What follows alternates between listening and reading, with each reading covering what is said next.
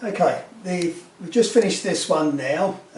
Once it's dry, then obviously we just give it a wipe, and that one's ready. Right, so now the next one we'll do will be this one, which is a white lettering on top of red. Now, One Shot do various different shades of white. Unfortunately, the one I have here, which I obviously ordered by mistake, this is Polar White, but this is quite a creamy, yellowy sort of white. Not what I particularly like. The other whites, Arctic White, some whites cover better than others. Now what we do is, to make it cover better, is we'll take our white and we'll add a little drop of black to it. You can use a touch of red as well. Don't want to go too pinky, but we're basically making it very, very light grey. If you put it up against white, it will look grey, but up against any other surface, it will look white. But it covers much better being a grey than just a pure white. So that way we can get away with doing one coat, and it should cover good enough, rather than if we was doing white, then we'd have to go over this twice. So that's why we always take it down to a slight grey. Once these are finished, then obviously we'll either put a little hanging bracket on the back. I'm not quite sure, we'll leave that depending on where he's going to hang them up in his workshop. Right, so now we've got the Peterbilt one. What we'll do is we'll do the actual sign write the word Peterbilt, and then we'll probably lay it down and get one of the lining brushes out, and we'll just freehand the little line that runs around the outside.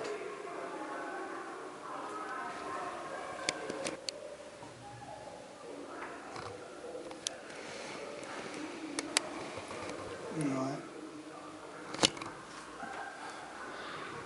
It's amazing, just by putting that little extra drop of black into the white, how much it does make it cover. Where if this was just a standard white,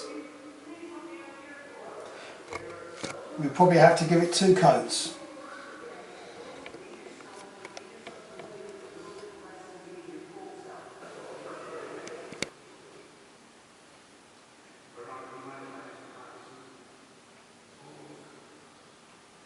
Bit of a strange style, this wording for Peterbilt. It's not a normal style, so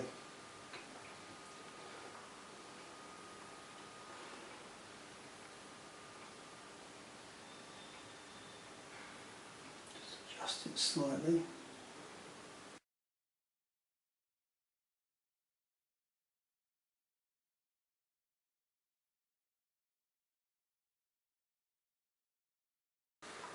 Some colours, combination, are much nicer to write on than others.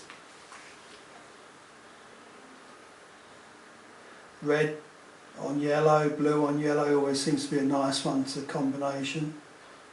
And white on red again is quite a nice one to work on.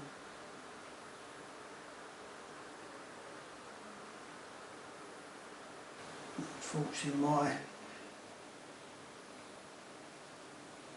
finger does get in the way now.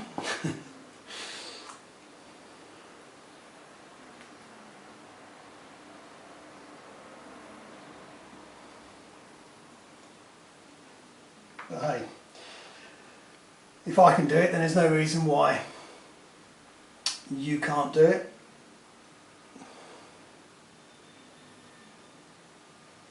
But for anyone who wants to take up this as a trade, I have to say it takes a long, long time. It's not something that happens overnight.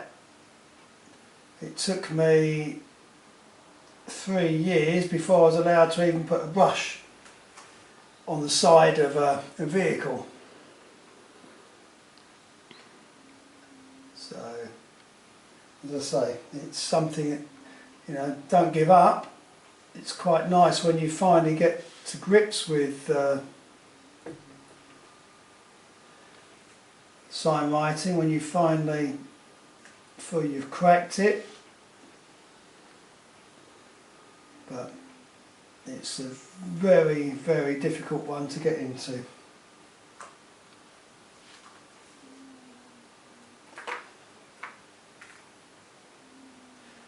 But it's one of those things you need to do all the time. Every time you have a little break, it's getting back into it again. Getting to mix up your paint correctly on the palette for the right thickness and the amount that you want, and getting your brush set out right is something else which is one of the hardest things to do, and getting your paint to lay off as well.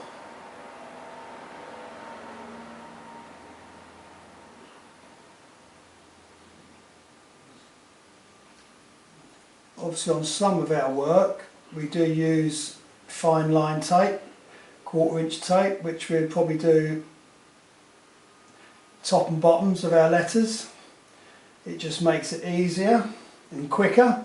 At the end of the day, when you're doing it for the living, it's all about speed, because time is obviously money, especially if you're out working on someone's vehicle. They want their vehicle back on the road, so it's whatever does the job easiest. But for this particular sign, well, we're not bothering about taping anything. And if it's not that perfect, then we just use a nice word which I quite like, is character. Always a good word to use.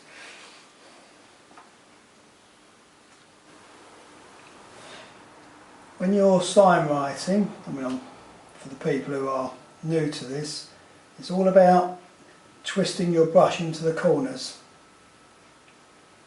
And when you first get a brush, to practice whether it's going to be a good brush or not, is always try and do a corner. That's really what you're always trying to do. See if you can brush a corner. And if you can get a corner, then generally you knew your brush was going to be a good brush.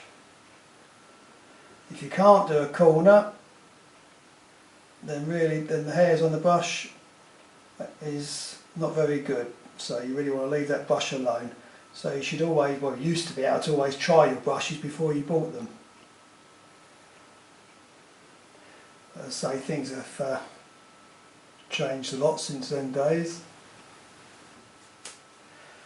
And that'll do. Maybe not. One thing you do want to really make sure is that it covers as you go along.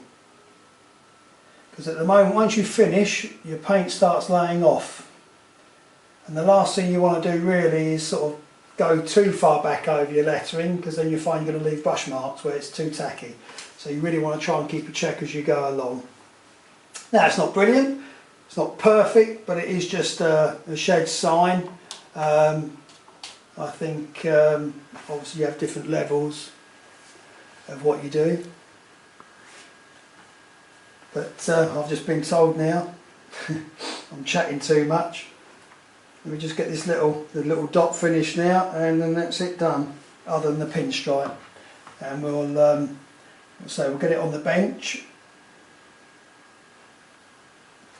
and then we can use a lining brush to actually do the line that runs around the edge of the sign. Now we could just tape it, but for something like this it's probably just quicker just to actually just do it freehand, and it'll just sort of add to the sign. It's a little Mac, all loaded up, and that's there it goes.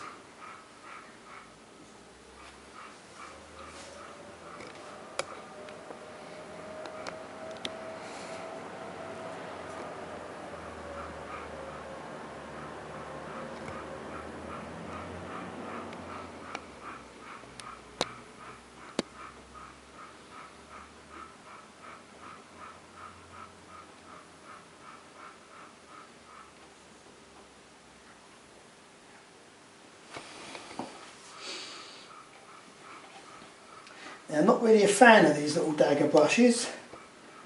I don't really seem to get on with them so well. I suppose I'm used to signwriting brushes, the sort of square chisels. There are lots of other brushes out there, scrolling brushes, which would probably suit me better. Where the traditional signwriting longer head brushes is what we're more used to. But I thought I'd give these a go, but I think they take a lot of working in, but I just don't seem to have mastered these yet.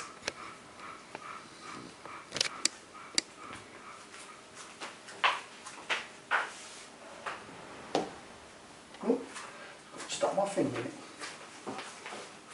So we'll see.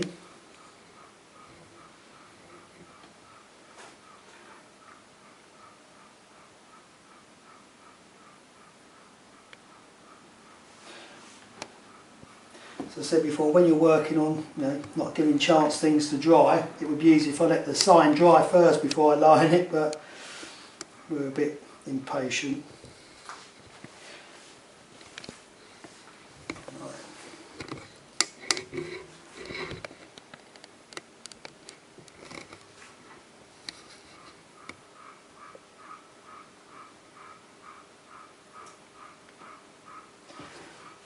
It doesn't help actually, these don't tend to work very well in my hand the way they are.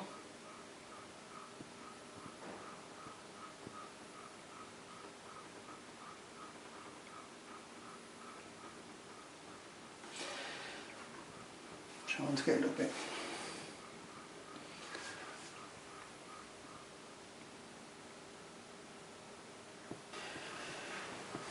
That'll do for now. So that one can go up in his shed, stroke workshop.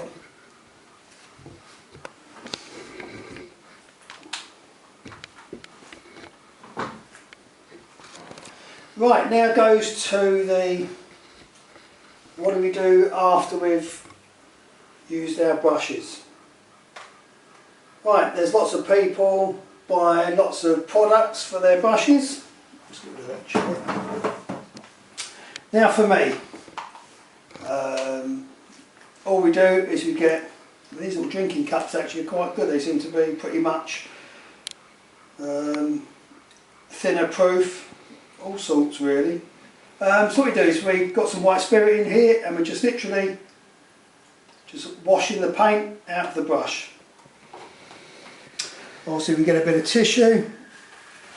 We want to make sure we get all the paint off the brush. Being very careful with the hairs because we don't want to bend or pull any out. Just make sure if we've got a ferrule or a quill we get rid of all the paint off. Now, as long as we've got the majority of the paint out of the brush, we give it a gentle dab.